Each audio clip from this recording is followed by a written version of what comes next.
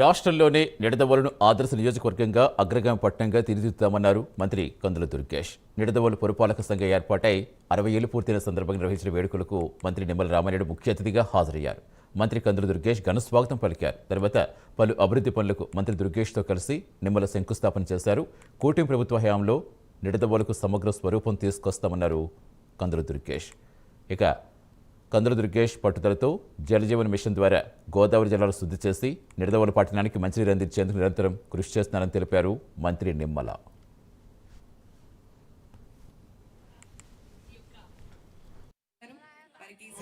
ఉమ్మడి పశ్చిమ గోదావరి జిల్లాకు భౌగోళికంగా అత్యంత ప్రాధాన్యత కలిగినటువంటి ప్రాంతం మన నిడదవోలు ప్రాంతం అనే విషయంలో కానీ, శతాబ్దాల చరిత్ర కలిగినటువంటి ఒక చారిత్రాత్మకమైనటువంటి ప్రాంతం పట్టణం మన నిడదవోలు అనేటువంటి విషయంలో కానీ, అందులో కూడా ముఖ్యంగా ఈవేళ ఆంధ్రప్రదేశ్ రాష్ట్రంలో అత్యంత ప్రసిద్ధిగాంచినటువంటి డెల్టా, అదేవిధంగా అప్పర్ ల్యాండ్ ఏదైతే మెట్ట ప్రాంతం ఏదైతే ఉందో, అంటే ఈ రకంగా ఒక డెల్టాకు అదేవిధంగా అప్లాండ్కు మధ్యస్థంగా ఒక మేలు కలయిక ఉన్నటువంటి ప్రాంతం కూడా ఈ నిడదవోలు అనేటువంటి ప్రాంతం అనేటువంటి విషయం. కానీ ఇంకా పూర్తి స్థాయిలో అయితే అభివృద్ధి చెందవలసిన అవసరం. ఇప్పుడే ఆయనే చెప్పారు, ఏదైతే ఈ నిడదవోలుకు సంబంధించి అటు తణుకు, ఇటు తాడేపల్లిగూడెం, ఇటు రాజమండ్రి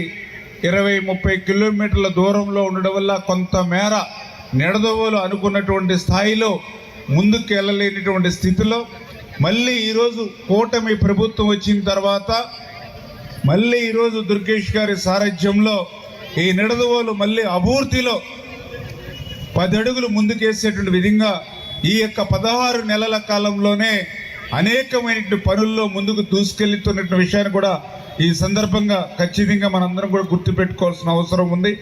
ప్రధానంగా నేను ఇక్కడ చేయాల్సినటువంటి కార్యక్రమాల్లో ఒకటి, పక్కనే మనకి అప్పారావు కెనాల్ ద్వారా వెళ్ళేటువంటి గోదావరి కెనాల్.